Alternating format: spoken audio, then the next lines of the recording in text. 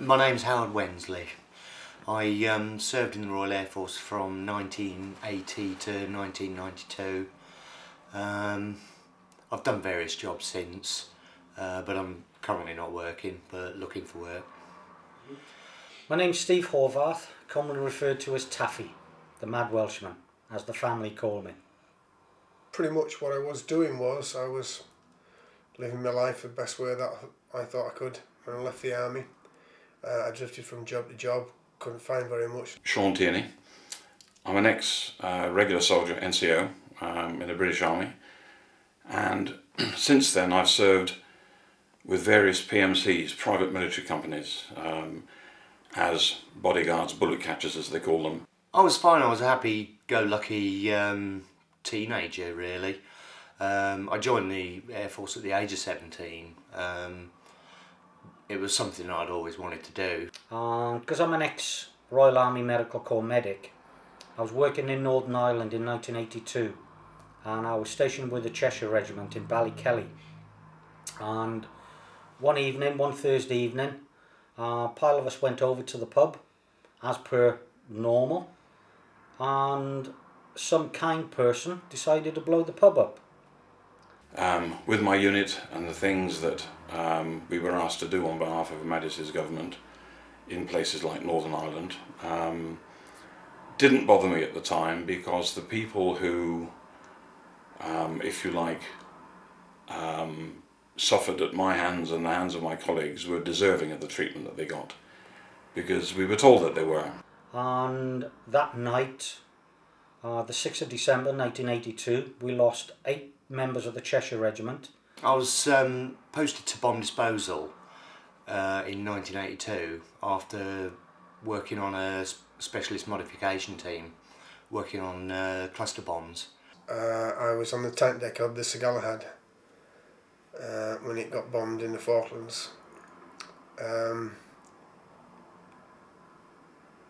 And as he moved away to knock the stake in, the bomblet went off.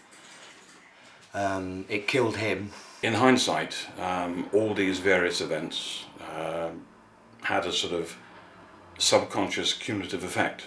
After a week in hospital, I was sent back to RAF Wittering. By this time I'd started having nightmares about it all, and I spoke to an RAF doctor about it, and he gave me a few tablets and said to go out and have a few beers with me, mate, and I'll be fine. It took some time before I was actually diagnosed with the problem, and it was subsequent to a suicide attempt as a result of depression. Because I'd been suffering, unknowingly, I'd been suffering from PTSD since 1982. It was only diagnosed in 2005. And when I could no longer work out this inner anger because of my disablement, then these things built up to the point that I realised I needed help. Well, to begin with, there was the nightmares, and then after a few months the flashbacks began, and to counteract the flashbacks, I was still single at the time. I started drinking heavier and heavier as time went on. I went up to my local hardware shop, and that's when I bought a roll of duct tape and a washing machine hose, and then proceeded to drive down to my local fishing spot where I'd done an awful lot of my fishing, and then spent the next 8.5 hours trying to gas myself to death. My marriage failed. I left the army. When I knew I was going to have a flashback of a particular occurrence, I used to go for either a long run at night, so therefore I was awake when these things used to happen, so they didn't happen, or I used to volunteer for night duties, so people never knew that I had mental health problems, basically. I wasn't getting any help from either the RAF or anybody else, really, so I was isolating myself. It's completely and utterly, for want of a better phrase, wrecked the marriage. At one stage last year I said to him, right, for Christmas I want a divorce.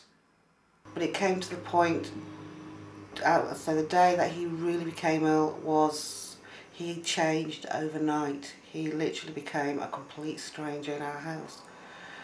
Major General Sir Robin Short, who was Director General of Army Medical Service and Surgeon General of the Army, who I knew of old, was the owner of the group that owned tyhe, and we'd become good friends. And about 6 months ago he rang me up, said, "Sean, I'd like you to come across and meet this chap called David Walters, because he has got a technique that helps you release all these inner demons that I'm endorsing, and I'd like you to be one of the guinea pigs that undergoes this technique." And within 12 hours of him being in Stoke, in his voice he was more relaxed. When he came home, he went to sleep. He slept a whole night. It was very easy for me, and all I did was just follow the steps. I've got a toolbox in here that has an awful lot of tools in it that I've learned from Dave and from the course that enable me to deal with situations that I've never ever been able to deal with before. And I totally gave myself over to David Walters, and a 5-hour session, I didn't realise it had gone on as long as that. He teased from me so many things that I had subconsciously hidden, which were having this effect which caused my diagnosed complex PTSD.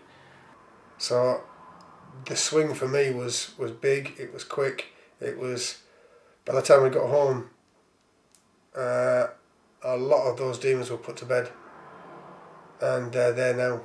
You know, I don't have them anymore. Oh, it's like a big weight has been lifted off my shoulders. He's more independent now, whereas before he relied on me totally. Oh,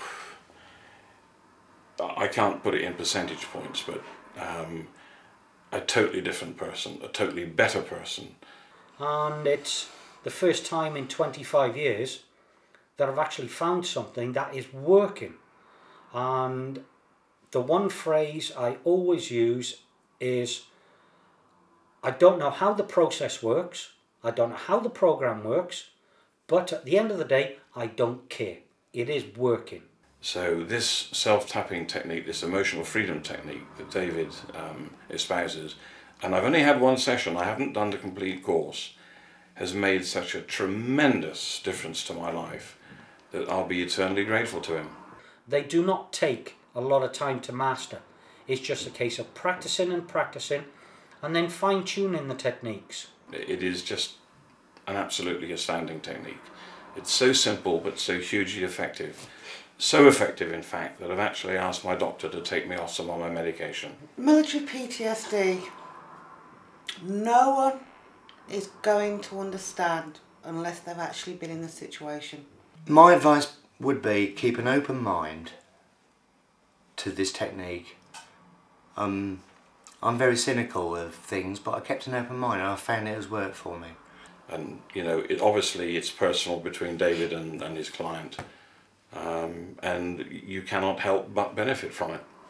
Don't suffer alone. David's got this new therapy that really works. You want to get out there, get in touch, and I know he will be able to help you as he has helped us. I'm moving in the direction of getting back to being a married man. My God. Sounds nice. I'm beginning to recognise who I used to be, and allowing that person the freedom to express himself